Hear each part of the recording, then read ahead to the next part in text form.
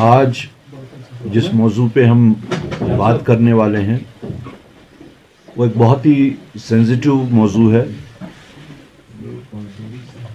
हिंदुस्तान की financial security, बल्कि अगर ये कहा जाए कि इंटरनल सिक्योरिटी का भी वो कनेक्टेड है वो बात, और वो ये है कि जो हमारे लीडर राहुल गांधी पिछले कई साल से जिसके बारे में जिक्र करते आ रहे हैं, अडानी इशू।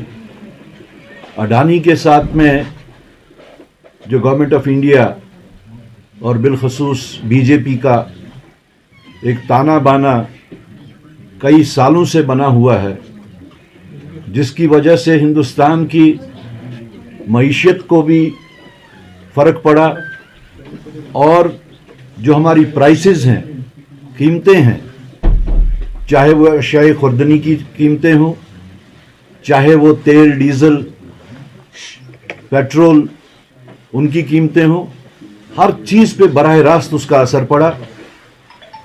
और अगर हम देखें, हम महसूस करें तो हिंदुस्तान के इन्फ्लेशन जो इस वक्त है उसका बराह रास्त वजह अडानी और बीजेपी का नेक्सस है। आप लोगों ने सुना होगा कि हाल ही में अमेरिकन सिक्योरिटीज एक्सचेंज कमीशन ने एक रिपोर्ट इजरा की और उसके साथ साथ अडानी को इम्प्लीकेट किया।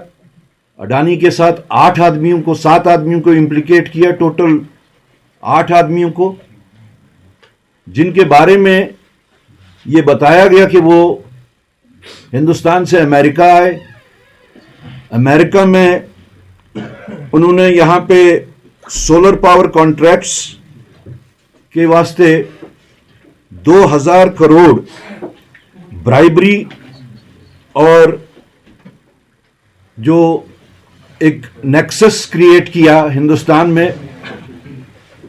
4 स्टेट्स में वो एग्रीमेंट्स करके और वहां से कॉन्ट्रैक्ट्स हासिल करके, जिसमें महाराष्ट्र, जिसमें आंध्र प्रदेश, छत्तीसगढ़, उड़ीसा, तमिलनाडु और आप हैरान होंगे जम्मू कश्मीर भी उसमें शामिल है। The acquisitions made by the Securities Exchange Commission, the US equivalent of SEBI, is that Gautam Adani and 7 associates orchestrated a 2,000 crore bribery scheme to secure high-priced solar power contracts in India. The US indictment alleges that between 2020 and 2024, Adani and his co-defendants offered bribes to Indian government officials to secure contracts projected to yield over 16,000 crores, that is equivalent to $2 billion in profits. These contracts were in the states of Andhra Pradesh, Chhattisgarh, Jammu and Kashmir, Odisha and Tamil Nadu. It is noteworthy that while 4 of these states are ruled by opposition parties, Jammu and Kashmir was directly governed by the center under President's rule. Recent contracts for the overpriced solar power in BJP-ruled states such as Rajasthan and Maharashtra suggest a similar pattern. This development vindicates the Congress party's Hum Adani Ke Hain Kaun campaign, which raised 100 questions about the Prime Minister's close relationship with Adani. It is evident that institutions tasked with investigating white-collar crime, that is SEBI, CBI, income tax, only failed to investigate Adani despite credible allegations, but have also seen their few investigations hailed by orders from higher authorities. Instead, these agencies have been misused to facilitate Adani's acquisitions of airports, ports, media companies and cement plants under the Prime Minister's watchful eye. They have also been weaponized to target opposition politicians, dismantle opposition parties, and imprison opposition chief ministers. तो इसकी जो summary of events है वो इस तरीके से है. First, Adani went to US and partnered with a company listed in the US stock market, Azure Power. उसके बाद second, the plan was to set up solar energy projects in India. Big dreams were sold to American investors under the pretext and 25,000 crore was raised from them. Adani जब वहां गए, एक Azure company के साथ उन्होंने partnership की और 25,000 करोड़ रुपया उन्होंने अमेरिकन पब्लिक से वो रेज किया. However, problems arose in securing solar energy contracts in India as the electricity was expensive and no government was willing to buy. जब उन्होंने इन्वेस्टर्स से पैसा लिया, वो इलेक्ट्रिसिटी जनरेशन का यहां पे उन्होंने शुरू किया, लेकिन कोई भी सरकार, कोई भी रियासती सरकार वो इलेक्ट्रिसिटी अडानी से लेने के वास्ते तैयार नहीं थी, क्योंकि वो बिजली बहुत ही महंगी थी. अब कॉन्ट्रैक्ट वो कर चुके थे, पैसे वो रेज कर चुके थे अमेरिकन पब्लिक से, तो अब क्या किया जाए, कैसे वो बिजली लोगों तक पहुंचाई जाए. What happened next? 2,200 crore was given as bribes in India to politicians and bureaucrats. This money came from the funds collected from the American investors. तो जो 25,000 करोड़ उन्होंने अमेरिकन इन्वेस्टर्स से हासिल किया था, रेज किया था, उसी में से 2,200 करोड़ रुपया उन्होंने यहां पे बतौर रिश्वत पॉलिटिशियंस और ऑफिसर्स को दिया. When this case was investigated in the US by the FBI and the market regulator SEC, evidence of bribery in India and fraud against American investors came to light. तो जैसे ही वो FBI ने, जब उनको शकूक पैदा हुए और उनको कंप्लेंट्स आई, तो जैसे ही उन्होंने इसको इन्वेस्टिगेट करना शुरू किया, along with the जो उनकी मार्केट रेगुलेटर SEC है, तो ये बात सामने आई कि तकरीबन 2,200 करोड़ रुपया जो है अमेरिकन इन्वेस्टर्स का हिंदुस्तान में बतौर रिश्वत दिया गया. Now the US department of justice, अब उसके बाद में क्या हुआ?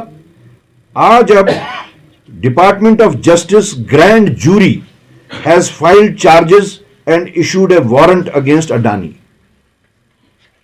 जिस वक्त ये चीज सामने आई, जो वहां की ग्रैंड जूरी है, उन्होंने अडानी और 7 लोगों के खिलाफ चार्जेस फाइल कर दिए हैं और 6 लोगों के खिलाफ उन्होंने वारंट भी इशू की है, जिसमें से गौतम अडानी, सागर अडानी जो गौतम अडानी का भतीजा है, हम्बल S Jain, Ranjit Gupta, Cyril Cabanes और सौरभ अग्रवाल. लेकिन एक साइड से अमेरिकन अथॉरिटीज ने वारंट इशू किए हैं और दूसरी साइड से अडानी साहब बिल्कुल फ्रीली हिंदुस्तान में आजाद घूम रहे हैं. This investigation ongoing for 2 years, 2 साल से ये इन्वेस्टिगेशन FBI ने की. Also revealed that Adani misled India's market regulator SEBI. जो यहां की मार्केट रेगुलेटर है SEBI, इस इन्वेस्टिगेशन से यह पता चला कि अडानी बदस्तूर SEBI को भी मिसलीड करते आए हैं. Ironically, while action is being taken in the US against lies and bribery, Adani remains completely safe in India under Narendra Modi's government. This explains why BJP leaders are acting as Adani's spokesperson today. आपने देखा होगा बारहा जब भी अडानी का बात आती है, जब भी उसके कोई फ्रॉड्स आते हैं, जब भी उसका ये आता है कि वो पब्लिक सेक्टर को, उसने तकरीबन सारे पब्लिक सेक्टर्स हिंदुस्तान में जो थे उनको टेक ओवर किया है. अगर उसकी उसके डिफेंस में कोई आया तो वो बीजेपी ही आई। इसलिए कांग्रेस की जो डिमांड है वो ये है कि इसको इन्वेस्टिगेट किया जाए एक ज्वाइंट पार्लियामेंट्री कमेटी जेपीसी से। The Congress demands a full investigation by a joint parliamentary committee into these grave accusations of bribery, which allegedly have credible evidence if the BJP admits that states under opposition rule and centrally government Jammu and Kashmir are implicated.